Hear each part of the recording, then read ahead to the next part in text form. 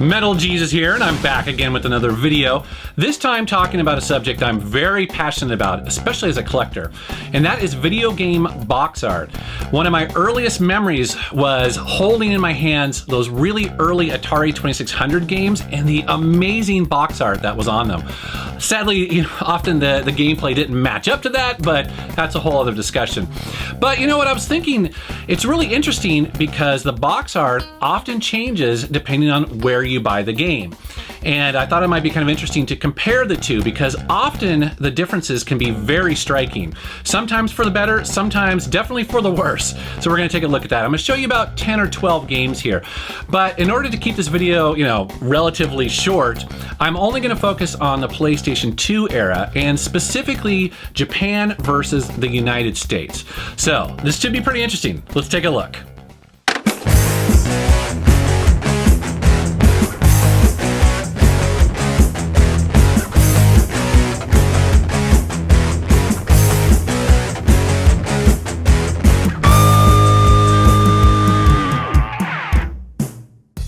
All right, and then first up is a game we know and love called Ico. This is a really interesting and unusual platforming game. And for the North American cover, we see both of the main characters here, pretty clearly defined. And, this is an okay cover. I mean, it captures, I think, the game well. But really, the Japanese cover, I think, is just amazing looking. And it just captures the mystery of this game. And look how small the two main characters are down below there. It's just so cool looking. Another great game by the same developers called Shadow of the Colossus. And this is a game where set in kind of the same world as Ico, but you battle these huge, I guess, monsters. And again, this cover for the North American, yeah, it's cool. It gets the job done. Actually, I like it quite a bit. But then look at the Japanese cover. It's so much more murky and menacing and ominous than the North American cover. It's very, I don't know, it's like dangerous. It's a really cool cover and it just makes you wonder what the hell these things are.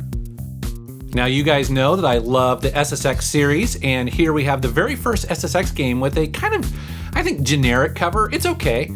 But then look at this Japanese one. It's so much more artful. I actually really love how it's hand-drawn and black and white on the sides and then color in the middle. Beautiful.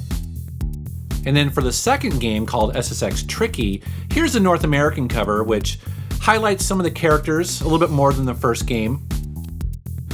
But for the Japanese cover, they focus on the Japanese character that you can play in the game, Kiori. So it totally makes sense. Next up is a platforming series that did really well, Ratchet and Clank. And I'm starting with the second one here, which is Going Commando. Look how angry they are. Now, compared to the Japanese version, look how happy they seem to be, and it's very anime looking. Next up is Up Your Arsenal, which is the third game. Again, notice how angry the characters are compared to the Japanese version. They look like they're having so much more fun on the Japanese cover. Another series that's kind of related, at least in my mind, is the Jak and Daxter series, and here is the North American. And then here's the Japanese one, which, I don't know if I would say one is better than necessarily the other, but I like the Japanese one just because it has so much more depth in the background. Very cool. I absolutely love the Katamari series, and here's the second game called We Love Katamari, with frankly, in my opinion, a pretty terrible cover. This is the North American, compared to the Japanese cover here. Now, this game is wacky, and it deserves a wacky cover, and I just love how, I don't know if these are employees outside of Namco or what, but it just looks like they're having a blast. And if you look very closely at the window pane, you'll see the King of the Cosmos peering out. The Final Fantasy series gets talked about quite a bit. Here's the North American cover for Final Fantasy X. Very kind of CG looking. Here is Final Fantasy 12. This is a cover actually I like quite a bit.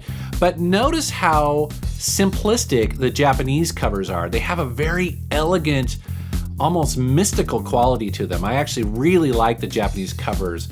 I wouldn't necessarily say that they're better, but I do like how they're all kind of linked together. I definitely like similar fonts, and also the color scheme is always quite similar. They're just beautiful. Psyops on the PlayStation 2 is a total hidden gem. It's a really great game, and I actually like the North American cover here.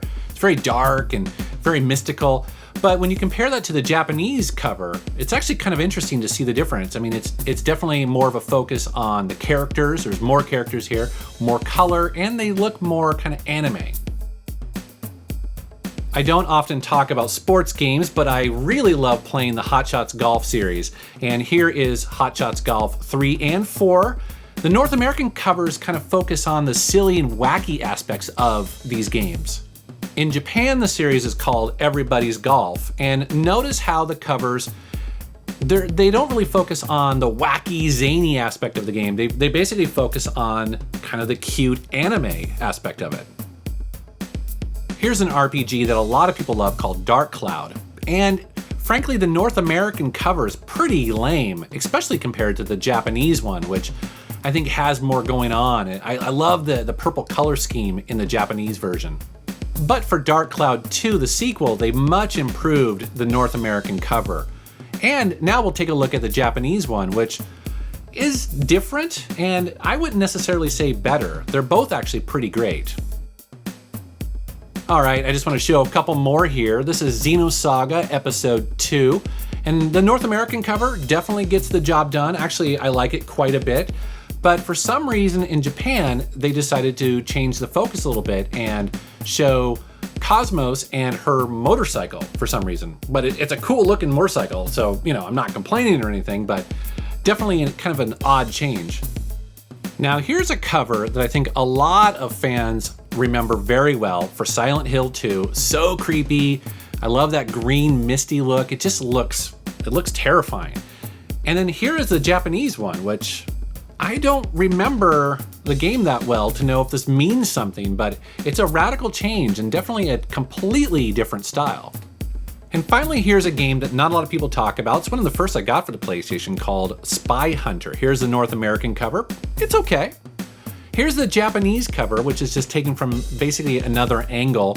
Not that great, but look at the European cover here. I love that big explosion in the background.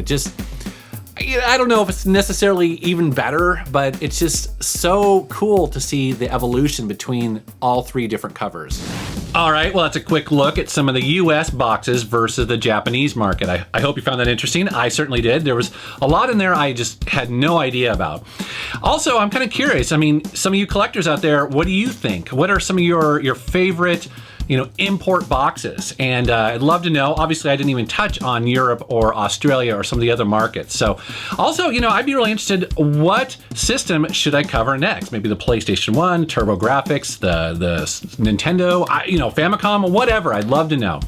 As always, I want to thank you for watching my channel, and thanks for subscribing. Take care.